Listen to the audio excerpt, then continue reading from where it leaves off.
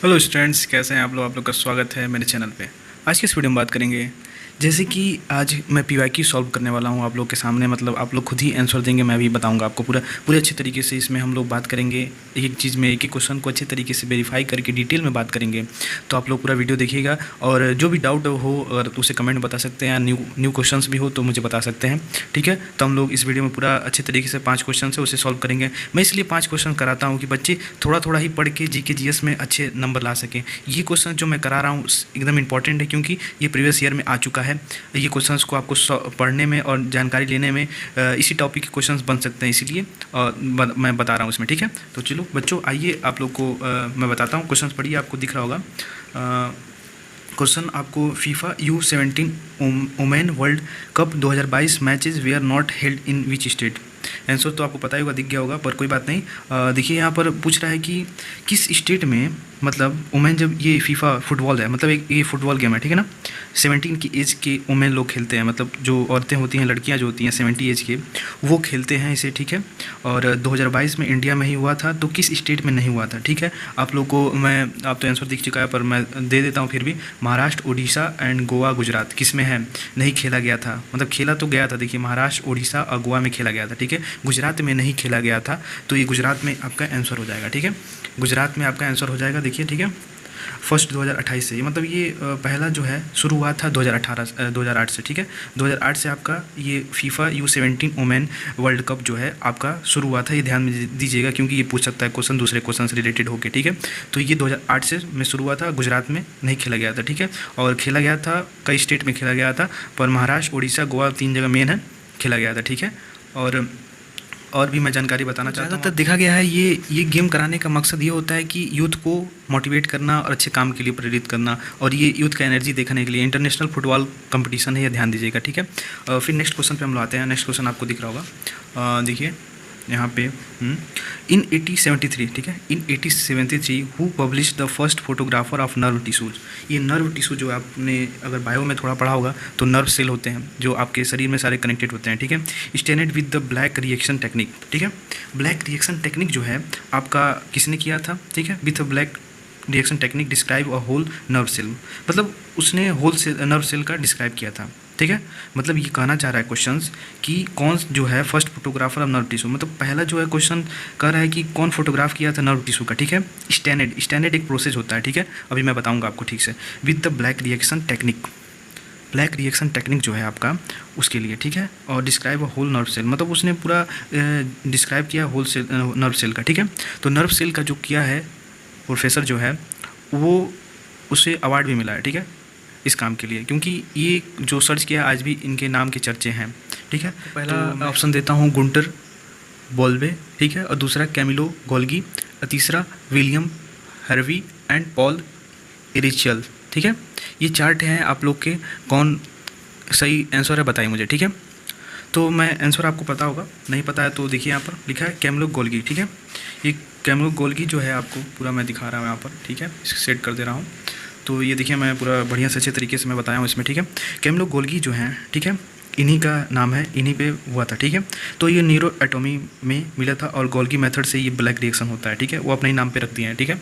और ये जो black reaction involve using a silver chromate to stain a few cells in their integrity, ठीक है। तो मतलब ब्लैक रिएक्शन जो है आपका सिल्वर क्रोमेट से बना हुआ रहता है, ठीक है, और उसको स्टैन से फ्यू सेल्स को किया जाता है, ठीक है। स्टैन करने का एक प्रोसेस होता है, जैसे कि आप डाई लगाते हैं तो ब्लैक होता है, उसी तरह के स्टैन में फ्यू सेल्स में किया जाता है, ठीक है। और इनको नोबेल प्राइज़ मिल गया, ठीक है, मैं बताया प्राइज़ मिला इनको, Nobel prize in physiology for medicine in 1906, ठीक है। 1906 याद करके रखिए, क्योंकि 1906 में क्वेश्चन पूछ सकता है कौन नाम दे देगा आपका, कौन नोबेल प्राइज़ पाया है फिजियोलॉजी में, ठीक है, फिजियोलॉजी में, ठीक है, ऐसा कर सकता है। और ये इनके साथ स्टैंडियो रोमन वाई कैजल के साथ उन्होंने काम किया था, और नर्व सिस्टम पे, ठीक है, और उन्हें अवार्ड मिला था, ठीक है, फिजियोलॉजी में, ठीक है, और मेडिसिन, ये 2 चीज़ याद रखिएगा, आपको पता चल जाएगा कि यही है। और ब्लैक रिएक्शन से भी आप याद कर सकते हैं, ब्लैक रिएक्शन इन्होंने ही खोजा है। और ये देखिए ये जो गोल्गी मेथड है ना, वो ऐसा काम करता है जैसे प्रोटीन जो है आपका शरीर में बनता है उसे पास करता है, ठीक है। मतलब सिल्वर ऑर्गेनल कहते हैं इसको, modify sorting and protein and lipids. Proteins और लिपिड्स जो है ना, देखिए मैं बता दे रहा हूँ, प्रोटीन एंड लिपिड्स ये आपके इंपॉर्टेंट है, ठीक है। लिपिड्स, ठीक है। ये सिक्रेशन होता है जब ना, इसको डिलीवरी एंड अदर, यही काम है उनका, ठीक है। डिलीवरी करना, जैसे दूसरे जगह पहुंचाना, ज़रूरत जहाँ रहता है ना उसे वहाँ पे पहुंचाना। आपके शरीर में जो नर्व सेल्स हैं उसके में अगर प्रोटीन एंड लिपिड्स बनते हैं, उन्हें सही जगह पहुंचाना, ज़रूरत जहाँ हो शरीर में हर एक जगह को पहुंचाना, यही काम है इनका, ठीक है। तो ये सब चीज़ें हैं। आप थोड़ा सा और भी डिटेल में जानना चाहते हैं तो मुझे बताइएगा, पर ये इतना इंपॉर्टेंट है, आ जाएगा। अगर पूछता भी इसी क्वेश्चन को घुमा के पूछता है, अगर आप एग्ज़ाम में सॉल्व कर सकते हैं, कोई दिक्कत नहीं होगा। तो देखिए आप याद कर सकते हैं, ठीक है। कैमिलो गोल्गी, जो कैमिलो गोल्गी है, जो ब्लैक रिएक्शन से उन्होंने किया था, ठीक है। ब्लैक रिएक्शन जो है नर्व टिश्यू के लिए, बस इतना थोड़ा सा पॉइंट्स याद करके रखिए। दोबारा इसको वीडियो को देखेंगे तो आपको समझ आ जाएगा, ठीक है। और प्रोटीन एंड लिपिड्स का डिलीवरी करता था, मतलब जहाँ ज़रूरत रहता था उसे पहुँचाता था। ये इसका प्रोसेस है। अगर शरीर में दिक्कत होती है तो ऐसा कर किया जाता है। मैं अब ज़्यादा डीपली में नहीं जाना है, आप बायो के स्टूडेंट रहते तो जाते, पर कोई ज़रूरत नहीं है, ठीक है। नेक्स्ट क्वेश्चन पर हम लोग आते हैं।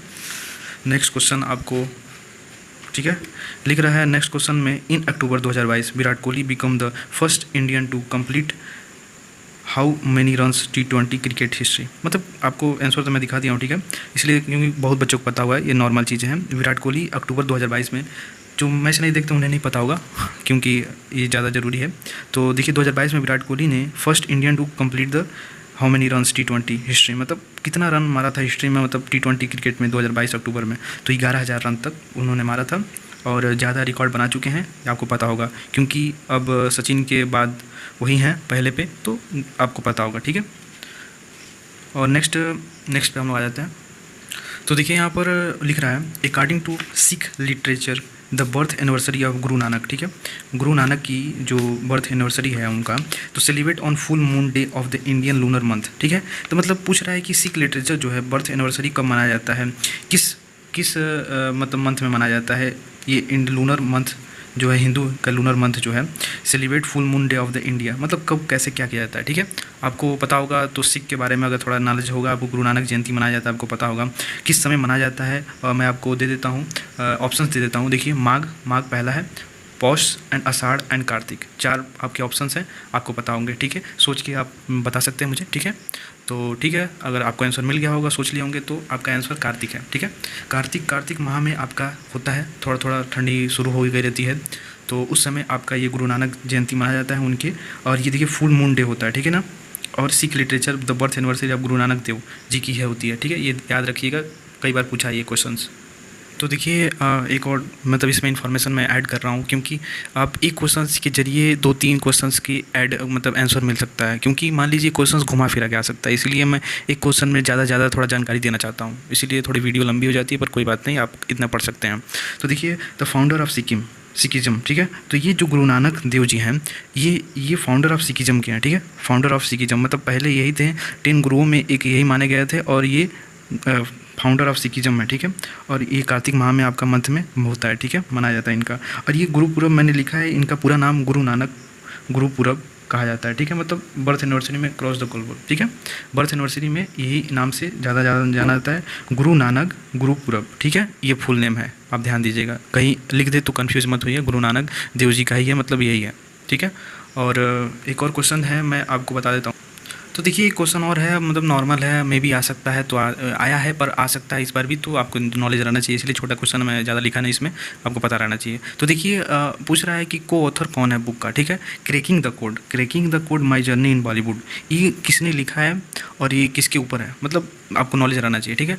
Cracking the code my journey in Bollywood, तो आपको इसका आंसर आयुष्मान खुराना है, ठीक है।